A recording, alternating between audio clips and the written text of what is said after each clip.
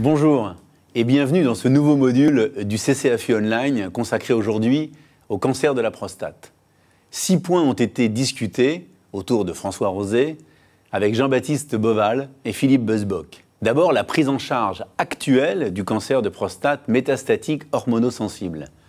Les recommandations du CCAFU 2016 indiquent que l'hormonochimiothérapie de première ligne pour le traitement des cancers de prostate métastatiques hormonaux et chimio-naïfs est le traitement standard en cas de cancer d'emblée métastatique chez les patients dont l'état de santé est compatible avec l'usage du docétaxel. En d'autres termes, le traitement de référence est hormonothérapie plus docétaxel si le patient peut supporter une chimiothérapie. Pour autant, se pose la question des patients métastatiques de faible volume pour lesquels une chimiothérapie doit être discutée au cas par cas en RCP. Depuis l'ASCO 2017, il y a quelques semaines, il y a un changement clair de stratégie depuis la présentation des essais Latitude et Stampede qui vont strictement dans le même sens, avec des résultats similaires pour des patients cependant un peu différents. La question posée était de savoir quelle était la place de l'abiraterone en première ligne du cancer prostatique métastatique. L'essai Latitude avait pour objectif d'évaluer le bénéfice clinique de l'addition d'abiraterone plus prednisone à l'hormonothérapie chez les patients atteints d'un cancer prostatique hormonosensible métastatique à haut risque, nouvellement diagnostiqué. Le haut risque était défini par au moins 2 des 3 critères suivants. Score de Gleason supérieur à 8, présence de 3 lésions sur la scintigraphie osseuse ou présence de lésions viscérales mesurables. Il a été montré que l'addition d'abiraterone plus prednisone à l'hormonothérapie entraîne une amélioration significative de la survie globale, avec une réduction de 38% du risque de décès, un allongement significatif de la survie sans progression radiographique de 53% et de tous les critères secondaires de jugement, avec un excellent profil de tolérance globale.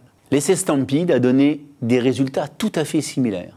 En conclusion, ces résultats montrent que l'addition d'abiraterone plus prednisone à l'hormonothérapie peut potentiellement être considérée comme le nouveau gold standard de soins chez les patients ayant un cancer de la prostate métastatique à haut risque. Le CCAFU va très prochainement modifier ses recommandations dans ce sens et dans cette indication en proposant l'association abiraterone plus 10 mg de prednisolone plus hormonothérapie. Le troisième point qui a été discuté a été de savoir si en cas de CRPC, c'est-à-dire de cancer de la prostate résistant à la castration, des manipulations hormonales peuvent encore être proposées.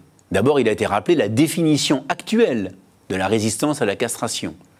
Taux de testostéronémie de castration inférieur à 50 nanogrammes par décilitre et une progression biochimique définie par 2 augmentations de 50% au-dessus du nadir avec PSA supérieur à 2 nanogrammes par millilitre, ou une progression radiologique, 2 nouvelles lésions à la scintigraphie osseuse ou une progression selon les critères RECIST. Il a ensuite été rappelé que les études de phase 2, STRIVE et Terrain, ont clairement montré le bénéfice de l'ajout de l'enzalutamide à une hormonothérapie, ce qui de facto exclut les manipulations hormonales, qui ont donc été retirées des critères de résistance à la castration et qui ne sont plus recommandés, de même que le blocage androgénique complet.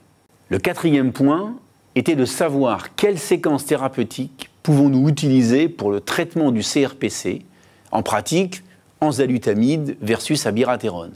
Il ne semble pas qu'il y ait de bénéfices ou de risques à commencer par telle ou telle molécule. Il semble qu'il existe des résistances croisées entre les inhibiteurs de la voie du récepteur aux androgènes. Il n'existe pas de biomarqueur clairement défini et validé, et même l'ARV7, qui est sûrement très intéressant en recherche, n'est pas validé en pratique clinique. Finalement, il n'y a pas de preuve d'une séquence préférée par rapport à une autre. D'un point de vue pragmatique, il faut tenter de proposer toutes les classes thérapeutiques et donc ne pas louper de proposer la chimiothérapie, notamment trop tard. Le 5e point a été de discuter des options en échec de 2e ligne de traitement dans le CRPC. Là encore, des nouveautés, car l'étude génomique des CRPC a mis en évidence des mutations germinales des gènes de réparation de l'ADN. Il semble que de tels patients répondent à une nouvelle gamme de médicaments appelé inhibiteur de PARP. L'olaparib, une molécule de cette gamme, a été testée en stade 2 en montrant une réponse antitumorale de 20 à 30% des cas. À titre informatif, il faut se rappeler que la moitié de ces mutations concernent BRCA2, qui est un gène suppresseur de tumeurs, retrouvé notamment dans les cancers familiaux du sein et qui peuvent conduire à des mastectomies préventives, ce qui a été le cas d'Angelina Jolie. Une autre voie de signalisation intéresserait la voie PI3K-AKT-mTOR, avec une efficacité thérapeutique en utilisant un inhibiteur d'AKT, mais uniquement chez les patients ayant une perte de pitène. C'est vraiment le traitement hyper ciblé à la carte. En résumé donc, nouvelle gamme de traitements, inhibiteur de PARP, inhibiteur d'AKT. Enfin, le 6e point a été de faire l'état des lieux de l'immunothérapie dans cette indication, qui aujourd'hui n'offre pas de résultats concluants. Voilà, merci d'avoir suivi ce nouveau module. Merci au sous-comité prostate, à François Rosé, Jean-Baptiste Boval, Philippe Busbock. Merci au laboratoire Janssen pour leur soutien institutionnel. Merci à l'équipe technique. Nous vous donnons rendez-vous le 15 novembre prochain pour un nouveau module du CCAFU. Au revoir et à bientôt.